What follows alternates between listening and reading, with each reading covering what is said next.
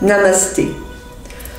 J'ai le plaisir de vous retrouver dans cette séance pour que nous puissions échanger sur les pratiques que vous avez pu découvrir sur cette chaîne, sur l'ouverture du cœur et éveiller la joie.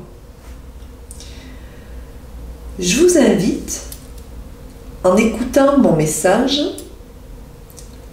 à vous demander qu'est-ce que pour vous l'ouverture du cœur? Comment vous mettez en place cette ouverture du cœur dans votre vie de tous les jours? Et comment vous éveillez des moments de joie? Vous allez prendre le temps de mettre cette vidéo en pause et vous allez écrire. Prenez le temps d'écrire ce qui vient ici et maintenant. Et vous viendrez me revoir tout à l'heure.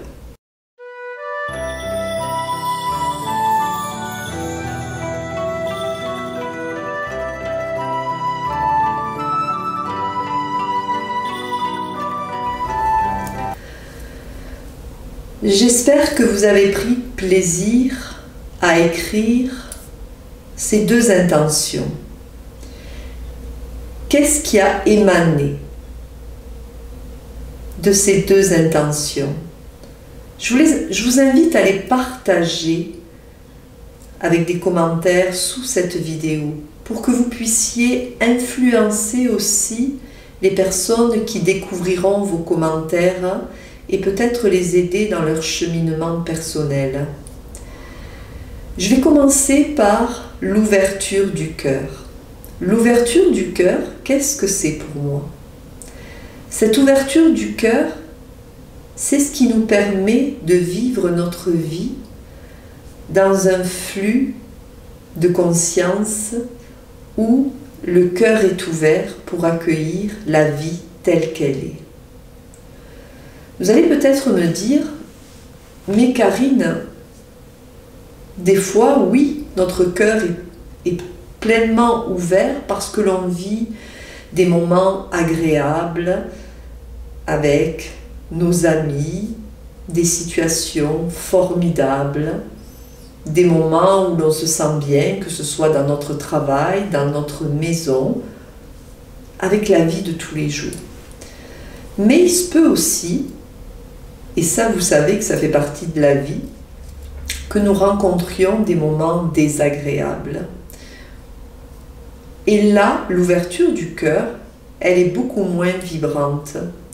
Elle est beaucoup moins vibrante parce que quand on vit des moments désagréables, des situations qui sont difficiles pour nous, où on n'arrive même plus à y voir clair, l'énergie est tellement basse, la souffrance du corps est tellement présente que l'on s'enferme.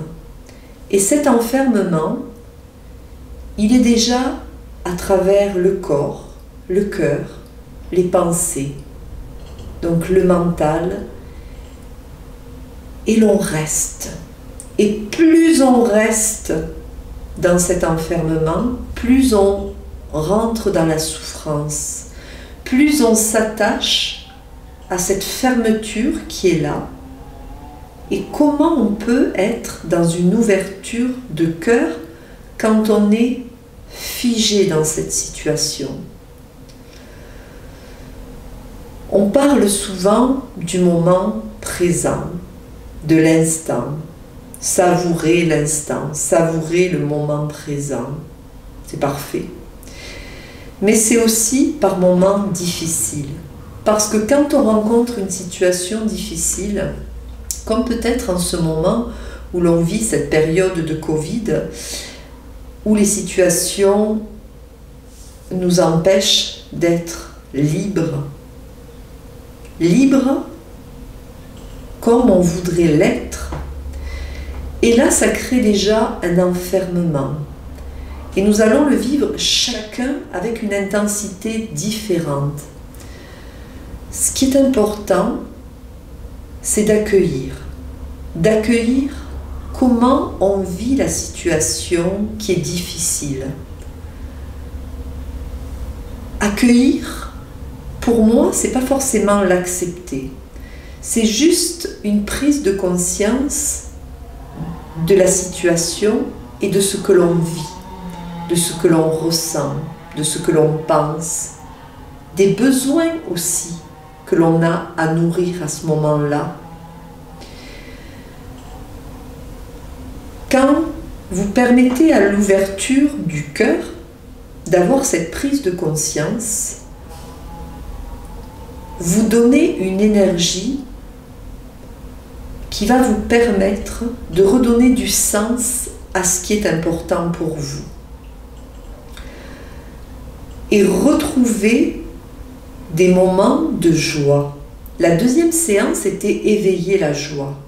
Éveiller la joie, c'est nous permettre de vivre tout ce qui donne du sens à notre vie. Des balades à l'extérieur, aller se promener avec des amis, cuisiner, retrouver des sensations agréables à travers tous les souvenirs de notre vie, tout ce que l'on a et tout ce que l'on a vécu qui ont été dans une belle vibration de cœur pour nous.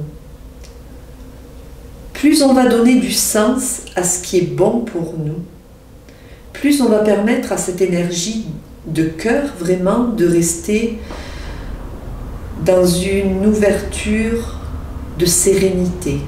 Parce que qu'est-ce qu'on souhaite en tant qu'être humain? C'est de vivre au mieux chacun notre vie. Aujourd'hui, avec la Covid, cet enfermement, nous le vivons tous. J'ai même des patients qui sont isolés depuis le début et qui ne peuvent pas sortir de chez eux ou très très peu suite à des pathologies. Je dirais qu'heureusement que ce lien qui nous lie aujourd'hui à travers cette vidéo permet à ces personnes de créer un lien social. Parce que le numérique, c'est aussi cela, garder du lien. Et je pense, et j'en suis certaine, que ceux qui regardent cette vidéo, vous tissez un lien avec vos enfants, vos petits-enfants, vos amis, parce qu'on en a tous besoin. C'est difficile aujourd'hui d'être coupé des gens qu'on aime parce qu'ils sont loin. Donc servons-nous des moyens qui sont là pour garder ce lien et continuer à faire vibrer cette ouverture de cœur. Je sais aussi que quand on vit des situations difficiles, on est tellement figé, point lié, qu'on ne trouve même pas de sens à ce qui est bon pour nous. Et c'est à ce moment-là que nous devons rester encore plus connectés à notre cœur, que nous devons vraiment accueillir tout ce qui est difficile. Une fois que nous l'avons accueilli, que nous avons peut-être pu répondre aussi à ce qui est difficile pour nous, que nous allons peut-être aussi aller nous demander qu'est-ce qu'on pourrait mettre en place dans l'inconfort de notre vie pour aller mieux. De suite, qu'est-ce qu'on peut faire? N'allez pas chercher trop haut des fois. Petit à petit, permettez-vous de mettre des choses en place. Et devenez peut-être même une locomotive pour votre famille, pour vos amis, pour toutes les personnes qui vous sont chères autour de nous. Je pense que dans l'ouverture du cœur, on a tous une place sur la terre et un rôle à jouer à l'endroit où on se trouve. Et plus il y aura de personnes qui auront envie de donner de la lumière pour les autres, parce qu'elles-mêmes se donnent cette lumière, plus ça permettra aux gens qui sont autour de vous de s'épanouir. Et je le vois avec mes patients avec qui j'échange chaque semaine, tout ce qu'ils ont mis en place dans leur vie. C'est formidable. C'est formidable parce que certains étaient rentrés dans des conditionnements limitants, vraiment des conditionnements qui ont limité leur vie, qui les ont enfermés dans des masques qui se sont autorisés à porter, peut-être professionnellement, mais aussi dans leur vie de famille, avec la personnalité qu'ils avaient, qui avait grandi en eux à travers des habitudes et un comportement qu'ils ont mis en place dans leur vie. Peut-être qu'à un moment donné, c'est parfait, ça va à chacun de nous.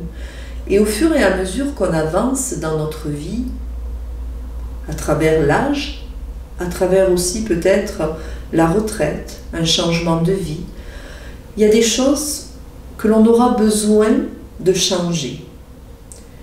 On aura peut-être besoin d'avoir un peu plus de souplesse, parce qu'on a eu peut-être un travail assez rigide, très structuré.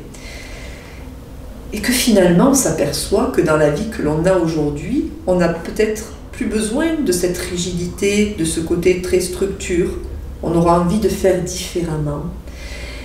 Et je vois que ce travail que je fais avec mes patients, cette évolution parce que le changement, il vient d'eux. Ils viennent de cette ouverture du cœur qu'ils mettent en place. Et ça, je crois que c'est le plus beau des cadeaux. C'est encore les partages voilà, que j'ai chaque jour dans les échanges que je peux avoir avec eux. Et le plus beau cadeau, il est là. Quand la personne, elle avance à son rythme et qu'elle sème des petites graines de joie, d'amour dans sa vie de tous les jours pour retrouver de la valeur à sa vie à travers ses propres valeurs. Et qu'est-ce qu'on souhaite en tant qu'être humain? Parce que qu'on soit cadre, qu'on soit des soignants, qu'on soit des personnes qui ont des métiers différents, parce qu'on a une étiquette à travers un métier et il n'y a pas de sous-métier. Il y a des êtres qui sont à leur place et qui font de leur mieux dans la vie, dans le métier qu'ils ont. Et je dis toujours que le plus dur des métiers, c'est le métier de maman. Donc ça veut dire quoi? Ça veut dire que cette fibre qui est en nous, à travers cette ouverture du cœur, on souhaite tous être heureux. Tous gagner en vitalité, en énergie, donner du sens à ce qu'on fait, à ce qu'on amène dans sa vie, peu importe la place que l'on occupe. On a tous une énergie que l'on souhaite déposer sur la terre. Donc pour moi, l'ouverture du cœur, c'est cela. C'est d'aller chercher au plus profond de moi-même ce que je peux mettre en place dans ma vie et avoir l'énergie que je souhaite avoir pour donner le meilleur de moi-même dans tous les domaines de ma vie. Et c'est me dire aussi que je peux être très vulnérable et qu'à ce moment-là, j'irai encore plus loin dans cette ouverture du cœur. Parce que c'est à ce moment-là que j'aurai besoin de me reconnecter à qui je suis, à tout ce que j'ai pu donner, révéler. Quand je parle de moments de joie, et que vous avez peut-être écrit vos moments de joie, ces moments de joie, certains pour eux, c'est « waouh, je sais, moi, me mettre en joie, je fais ceci, je fais cela », pour d'autres, c'est très difficile. Quand je vous demande de partager vraiment vos commentaires, c'est pour que vous puissiez aider. Vous puissiez aider ces personnes qui ont peut-être besoin de trouver le fil conducteur pour mettre des moments de joie dans leur vie. Ça paraît simple, cette question elle paraît simple, mais elle n'est pas si évidente que ça pour certains d'entre nous. Je vous parlais de cette dame qui est isolée depuis le début du confinement et qui crée un lien vraiment avec les élèves, les patients, que ce soit en yoga, en sophrologie. Elle se sent exister. Exister à travers qui elle est. Elle se sent reconnue. Intégrer un groupe, un lien social, c'est vraiment pouvoir partager. Être écouté, avec une écoute bienveillante. Parce que l'ouverture du cœur, c'est aussi cela. Pouvoir écouter l'autre dans une écoute tolérante. Être en empathie avec l'autre. Et croyez-moi que ça demande aussi beaucoup d'énergie pour certains. Et c'est parfait. Parce que quand on se rend compte aussi qu'on peut être assez impulsif par rapport à notre personnalité, qu'on a besoin d'imposer des règles, qu'on a aussi besoin peut-être de diriger, besoin de se sentir peut-être supérieur. Permettons-nous aussi de revenir dans l'espace de notre cœur et de garder cette dignité, cette humilité. Parce que, qu'est-ce qui peut se passer? Qu'est-ce qui peut se passer si l'on a toujours ce besoin d'être supérieur à l'autre? Peut-être que ça va flatter notre ego. Ça va le faire un temps. Parce qu'il arrive un moment où vous allez être en souffrance. Parce que vous êtes dans des attentes. Et quand on est dans des attentes, on n'est pas aligné avec qui l'on est. Parce qu'on attend toujours des autres, comment dirais-je, ce côté où c'est ok, c'est parfait, c'est validé, c'est bien ce que tu fais, des compliments, enfin voilà, on attend d'être gratifié par l'autre. Alors que quand on décide de faire quelque chose, dans une ouverture du cœur, on le fait sans attente. Comme je suis en train de faire cette vidéo, j'ai aucune attente. Simplement ce besoin de transmettre. De transmettre qui je suis, ce que je souhaite emmener pour les personnes qui regarderont cette vidéo. Et ce que je souhaite aussi, c'est que chacun évolue avec la richesse de son cœur et permettre à chaque personne de redonner du sens à sa vie. Et laisser peut-être aussi ma petite graine sur la terre à travers ces vidéos qui permettront aux générations futures de venir y trouver un petit message. Et c'est parfait. J'espère que cette vidéo vous aura apporté ce petit plus. Je vous invite à regarder et au-delà de regarder, vivre les séances qui sont sur notre page, que ce soit des séances avec moi sur éveiller la joie ou l'ouverture du cœur, mais aussi les séances avec Sandra. Plongez-vous à tout ce qui est peut-être aussi inconnu pour vous. Aimez découvrir. Aimez vous connecter à des choses que vous n'avez jamais faites. Parce que ça va vous permettre d'enrichir vos expériences, de vous permettre de vivre aussi les choses et de recréer des connexions cérébrales. Parce que le cerveau, c'est un puissant ordinateur. Et plus vous allez lui permettre de découvrir des choses nouvelles, d'expérimenter des expériences complètement différentes de ce que vous faites d'habitude, vous créez des connexions cérébrales. Vous permettez à votre cerveau de se mettre en joie. Vous savez, comme un enfant qui ouvre ses cadeaux à Noël, il a des cadeaux et quand il ouvre les cadeaux, il est là. Il est dans l'exploration, il est dans la découverte. Vraiment, il mord la vie à pleines dents parce qu'il se permet de vivre les choses. Et pour lui, c'est waouh, c'est magnifique à chaque fois. Donc, vivez cette vie comme un cadeau et jouez avec les expériences de la vie. Expérimentez. Vous pourrez me dire par la suite ce qui est pour vous, ce qui émane à ce moment-là. Voilà, donc je vais vous quitter sur cette première vidéo. Je prendrai le temps, chaque semaine, de revenir sur une pratique de yoga sophro que j'aurais faite sur la chaise ou le tapis. J'aime jouer du langage, du développement personnel à travers le corps. Pourquoi j'aime?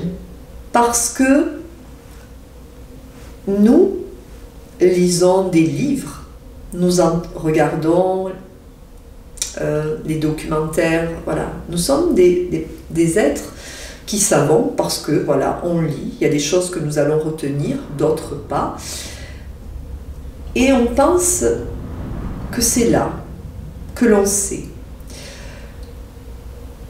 Le fait de mettre le savoir à travers le corps, cela permet une intégration. Cela crée une alliance à travers ce que je dis, ce que je fais, ce que je ressens. Et là se dépose à chaque séance une petite graine.